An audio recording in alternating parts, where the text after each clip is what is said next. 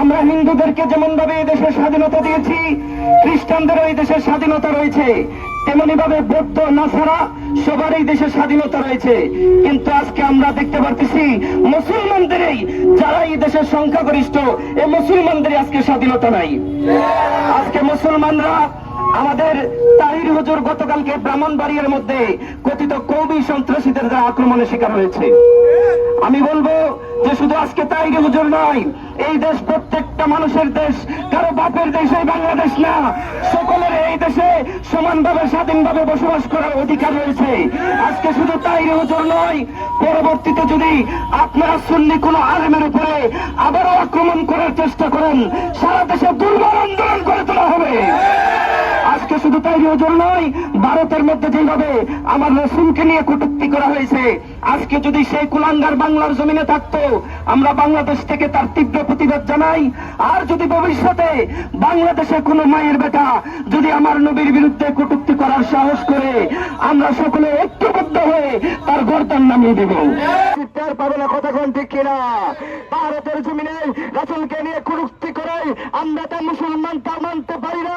মনে রাখবেন, এই আব্দুল কাসেম ফজলুল হক সাহেবকে ঢাকার মধ্যে থেকে উস্কানি মূলক নুরুল ইসলাম ফারুকের মতো তাকে হুমকি দেওয়া হয়েছে, আল্লামা তাহিরিকে তাকে আঘাত করা হয়েছে।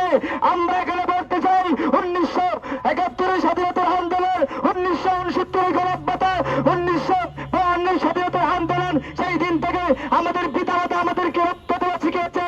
যদি আর কোন সময় যদি পরবর্তীতে যদি কোন আলেমকে যদি সুন্নি আলেমকে নিয়ে যদি বিরোধিতা করা হয়, সুন্নি আলেমদের উপর যদি হামলা করা হয়, আমরা দরকার হয় আমরা রক্ত দেওয়া দেব, তারপরে রাজপথে নেমে দেবো। কথা হন দেখে না, অপমান নয়। এই বাংলার জমিনে উগ্রবাদী, ওয়াহাবি, জামাতি, বাতিলপন্থীরা বিভিন্ন আল্লাহ ওলিদের মাজারের মধ্যে বিভিন্ন চূড়াগুপ্তভাবে হামলা করছে।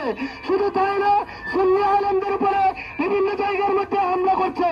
আমরা বলতে চাই, আমরা সুন্নিরা শান্তিপ্রিয় মানুষ, আমরা রাসূলের আদর্শে আদর্শিত হয়ে এই বাংলার জমিনে বসবাস করি। কিন্তু যারা ওয়াহাবি, যারা মওদুদি আকীদা পোষণ করে, আব্দুল ওয়াহাব নজরী আকীদা পোষণ করে, তারা হচ্ছে উগ্রবাদী।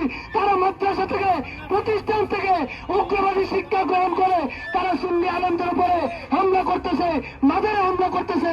আজকের এই বিক্ষোভ মিছিল থেকে, এই মানববন্ধন থেকে আমরা তীব্র প্রতিবাদ জানাচ্ছি, নিন্দা জানাচ্ছি। ভবিষ্যতে যদি আমাদের কোন মাজার, আমাদের কোন সুন্নি আলেম দয়াল নবীর উপরে অপমানজনক কথা বলে বাংলার জমিনে, তাহলে আমরা সুন্নি জনতা দীর্ঘভাবে এটা আমরা প্রতিবাদ করবো। প্রতিহত মান্য করবে, যা আক্রমণ করবে, অতীতেও ছিল না, বর্তমানে থাকবে না, ভবিষ্যতেও থাকবে না, তাদেরকে আমরা প্রতিবাদ করে প্রতিহত করার চেষ্টা করবো। কথা বলেন ঠিক কিনা? পরিশেষে বলতে চাই, সুন্নিয়তের বীর সৈনিক, খানকার বীর, রাজপথের বীর আল্লামা পীর মুফতি গিয়াসউদ্দিন আত-তাহেরী সাহেবকে যারা যেই বা যারা হামলা করেছে, তাদের আমরা সঠিক বিচার চাই, বিচার চাই, বিচার চাই। ভবিষ্যতে এই বাংলার জমিনে কোন সুন্নি আলেম ওলামা পীর মাশায়েখের উপরে যদি কেউ হামলা করে, মামলা করে, আমরা আমাদের আপ্রাণ চেষ্টা করে তাদেরকে প্রতিহত করার চেষ্টা করবো। কথা বলেন ঠিক কিনা? আল্লাহ তৌফিক দান করুন। এরা রাসূলের শানে গোস্তাকি করবে, করলেও মুসলমান তার প্রতিবাদ করবে, অ্যাকশনে যাবে।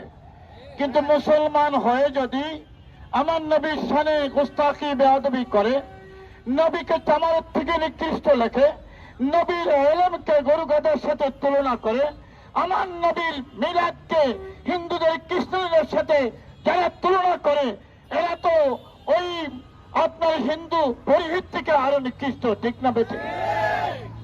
এই মাজারকে ভাঙতে চায়, এই মাজারকে উড়িয়ে দিতে চায়। মাজারের মাধ্যমে যারা শহীদ, সেদের মাধ্যমে দেশে কালমা আসছে, এই দেশে ইসলাম আসছে। আজকে মাজারের মধ্যে যদি অনিসলামিক কাজ হয়, সেটা সকলে মিলে আমরা প্রতিহত করব এবং সেটাকে উৎখাত করব। আমরা সেই অন্যায়কারীর পক্ষে না।